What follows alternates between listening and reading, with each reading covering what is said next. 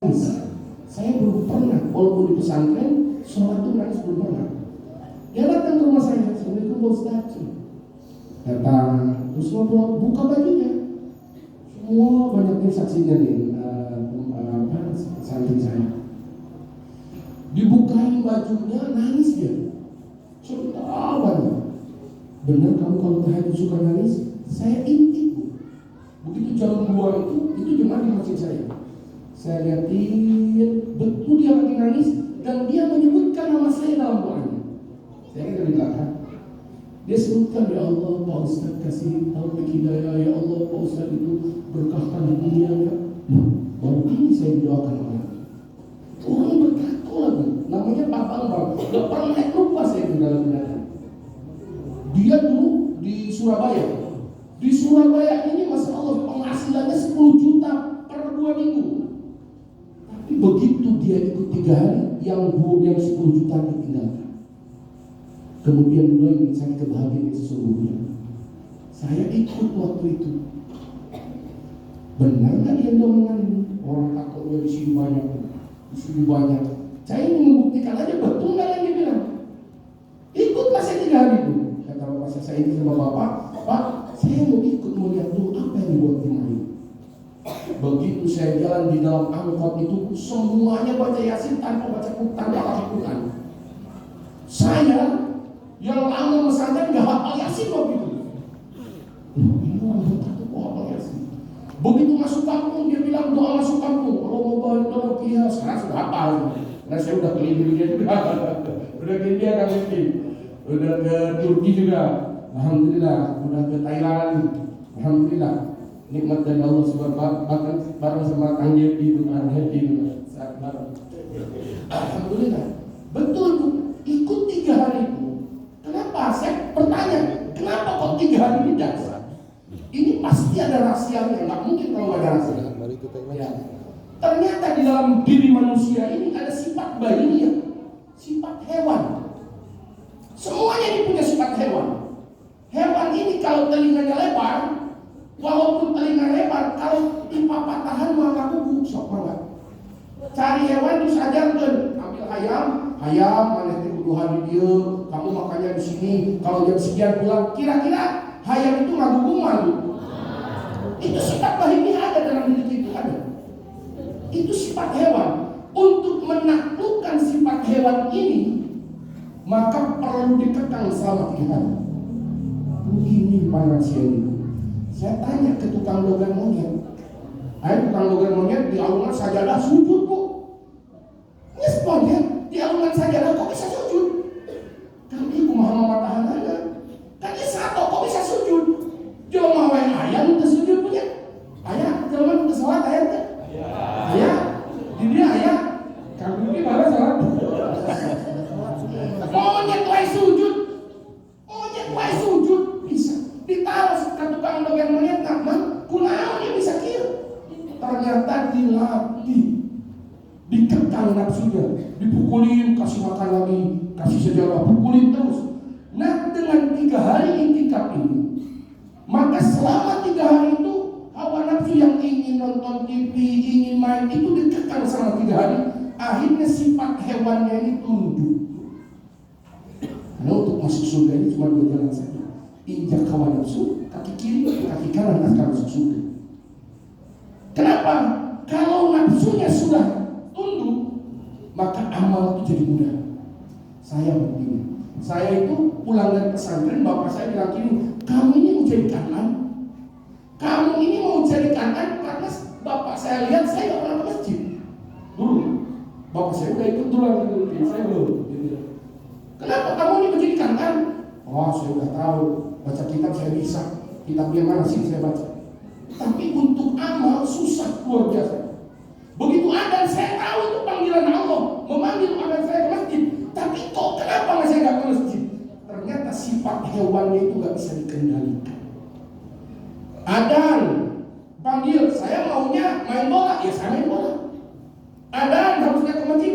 Saya suka bulu tangkis walaupun gendut ini jago bulu tangkis saya. Adan nih saya bulu tangkis saja nggak pernah saya masuk masjid. Tapi begitu itu 3 hari satu hari saya nggak betah. Didengarkan ada taklim, belajar sunnah Nabi, mulai nafsu saya itu menjadi tunduk, nangis. Nah, tangisan itu yang merawat, yang kata Kang Yuki lebih nikmat daripada mobil Rubicon. Tangisan itu Pak, nangis saya lama itu. Ingat kitab saya, ingat guru saya, ingat agama, ingat kenapa saya kok sama dengan orang-orang yang gak pesantren. Akhirnya saya nangis lama. Pulang ini ke rumah, yang pertama saya cium kakinya itu ibu saya. Maafkan Budi, maafkan saya. Seharusnya begitu begini. Saya cium lagi kakinya bapak saya. Kemudian saya waktu itu udah menikah juga. Saya datang ke istri saya, maafkan saya tidak memberi contoh yang baik. Maafkan saya. Sampai sekarang, alhamdulillah. Bahkan saya bisa ceramah di sini gitu. Saya bisa keliling, saya bisa ke Thailand, ke Malaysia, saya bisa ke Pakistan, ke India, berdakwah ini Masya Allah. Asbab dari 3 hari karena hawa nafsu. Bahkan saya lebih mencintai istri saya daripada dulu. Dulu kalau saya cinta sama istri, tapi kalau dia sakit, saya main-main aja. Tapi sekarang cintanya itu bukan dunia saja. Saya takut istri saya tidak jadi ratu bidadari di surga. Betul itu Pak Yuki. Saya ajak tahajud bersama.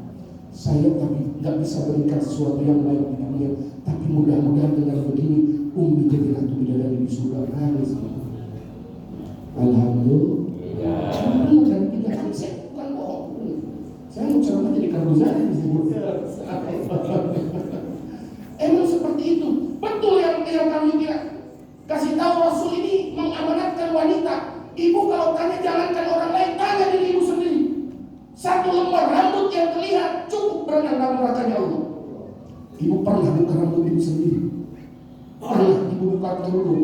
Padahal 1 lembar yang terlihat oleh yang bukan muhrim cukup untuk berenang dalam nerakanya Allah Subhanahu wa taala. Nabi kalau melihat ibu membuka kerudung nangis di alam saya itu Nabi. Tapi banyak orang yang membuka, ketika ditanya dia orang besar. Betul ini. Ada orang laki-laki yang muslim tapi gak mau ke masjid. Nabi nangis. Kenapa umatku ini gak mau ke masjid?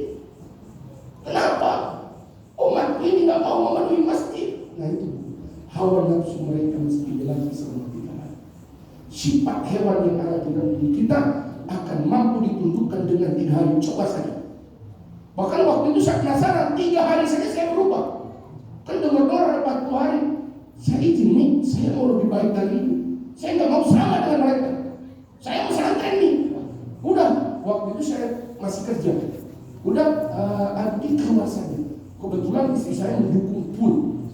Udah keluar kerja saja. Saya pernah jadi tukang asongan. Demi Allah.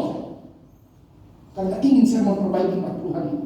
Keluar dari 40 hari, saya jadi tukang asuhan dulu sebentar. Mungkin ada 1 tahun. Begitu saya pulang 40 hari, alhamdulillah lebih baik lagi. Bahkan dunia dikembalikan lagi. 40 hari dia ubah begini, saya keluar lagi 40 hari, alhamdulillah. Sampai dalam cita-cita dan doa saya, ya Allah, kirimkan saya ke seluruh dunia ini. Kalau saya ceramah di panggung kayak gini, istri tanya apa coba? Abi dapat berapa? Itu gitu. Tapi kalau saya mulut bisa bililah, maka istri saya tanya apa? Abi dakwahnya habis berapa? Menurut ibu yang mulia yang mana? Coba pertanyaan yang ke-1, yang kedua. Saya kalau dakwah mulut keliling, itu kalau ke India biasanya habis 10 juta ke India. 10 juta. Begitu pulang istri tanya, Pak, dakwahnya habis berapa? Habis 8 juta, ini ada sisa 2 juta. Kenapa tidak dihabiskan? Istri saya bilang, kenapa tidak dihabiskan? Kok dibawa pulang lagi? Abu Bakar menghabiskan hartanya. Itu istri saya bilang kepada saya, nangis saya lihatnya. Saya peluk istri saya. Saya tidak mungkin poligami melihat istri saya seperti ini. Karena tambah sayang lagi pada istri, luar biasa. Betul, benar ini. Ini pengalaman saya ini. Pengalaman saya itu begitu. Masya Allah, luar biasa. Tapi kalau saya ceramah di sini kayak begini, biasanya dia senyum-senyum pulang. siapa? Nah, itu nanti tanya gitu. Tapi yang saya ingin itu sebenarnya bukan itu. Makanya saya tidak pernah meninggalkan dakwah yang di amwalikum wa anfusikum. Orang keliling dunia itu dengan harta gitu, nggak ada yang modalin, maka hasilnya hidayah. Tetapi kalau seperti ini kadang-kadang jempol saja, oh bagus caranya, hasilnya hadiah. Tapi kalau dakwah bisa dilihat, kita yang diperbaiki, orang yang mendatanginya pun diperbaiki oleh Allah SWT. Maka hadirin yang dimuliakan oleh Allah SWT, sebentar kita sebut dulu kecintaan kepada Nabi Muhammad dulu. Kenapa mereka mau begitu? Karena mereka cinta Nabi Muhammad. Nabi Muhammad juga cinta kepada mereka karena mereka berjuang. Lihat veteran, orang veteran perang ketika melihat bendera dihormat. Bapak tahu lihat bendera hormat nggak? Saya yakin nggak hormat. Kenapa? Karena nggak pernah berjuang memperjuangkan bendera tersebut. Tapi veteran itu pernah perang, pernah nyumput di gua. Lihat saudaranya dibunuh, perjuangannya susah. Ketika lihat bendera dia hormat. Kita lewat lihat bendera, apa kita hormat? Nah, kenapa nggak pernah berjuang? Tapi kalau suami kita ikut berjuang, bahkan istrinya ikut berjuang kepada agama ini, kita akan genggam agama ini dengan sekuat-kuatnya. Pasti itu sholat akan kita kerjakan. Jangankan kerudung, bahkan sampai menutup wajah pun mereka mau. Rasulullah itu cinta kepada kita, bukan di dunia saja, di akhirat pun cinta. Nanti Rasulullah SAW akan bersujud ketika kita berenang dalam keringat sendiri. Ibu itu nanti akan dimandi alam masa, akan keringat ada yang sampai lutut, sampai perut, bahkan sampai tenggorokan, bahkan ada yang tenggelam dalam keringatnya sendiri. Bayangkan Rasulullah cinta, gak mau sengsara, maka Rasulullah sujud di situ. Ya Rabb, ummati ya Rabb, ummati ya Rabb. Umat datang kepada Nabi Adam, kah bukan saya. Pergi kepada Nabi Nuh, bukan saya. Kepada Nabi Ibrahim, bukan saya. Tapi ketika datang kepada Nabi Muhammad, ta'ali ya umat, ta'ali ya umat, kan ya umat, kan ya bukan diturunkan kita. Cintanya Rasulullah luar biasa. Bahkan Rasulullah sujud. Kata Allah, apa yang kau minta? Irfa' rasaka ya habibi, angkat kepalamu wahai kekasihku. Kamu mau apa? Umatku tenggelam ya Allah. Saya nggak bisa lihat umatku tenggelam. Lebih baik saya yang tenggelam daripada umat yang tenggelam. Maka kata Allah, silakan orang sembuhkan. Tapi yang ditolong itu yang ada cinta kepada Nabi, yang suka baca sholawat, yang suka baca sholawat saja ditolong, apalagi yang memperjuangkan agama. Di alam kubur ini nanti akan di dalam hadis yang sahihnya itu akan dibawakan foto Nabi Muhammad. Kamu kenal nggak kepada orang ini? Dilihat, kalau dia nggak pernah cinta kepada Nabi, kalau dia nggak pernah baca sholawat, dia akan menjawab saya nggak kenal. Tapi kalau dia suka baca sholawat, maka dia akan mengatakan, oh saya kenal itu Nabi saya cinta dia Nabi saya. Tapi kalau orang-orang yang suka berjuang di jalan Allah, apa yang jawabnya? Hei malaikat, jangankan baca sholawat. Saya pernah tinggalkan istri 4 bulan. Saya pernah tinggalkan istri 40 hari. Saya pernah tinggalkan istri, mungkin istri saya menangis rindu kepada saya. Demi saya cinta saya kepada baginda Nabi Muhammad, saya perjuangkan agama. Demi agama ini berjuang. Saya tinggalkan kampung yang saya cintai. Saya tinggalkan anak yang saya cintai. Ketika 40 hari mungkin anak saya menangis, istri saya menangis. Itu pengorbanan saya mencintai baginda Nabi Muhammad. Makanya kalau cinta pada Nabi, semua berbisa. Kita mengalaminya, mungkin ada saja. Kalau itu saya happy. Hadir. Muhammad sallallahu alaihi wasallam, sallallahu ala Muhammad. Hadirkan Rasulullah, hadirkan cinta kita kepada Rasulullah SAW. Nabi salam alaika ya Rasul, salam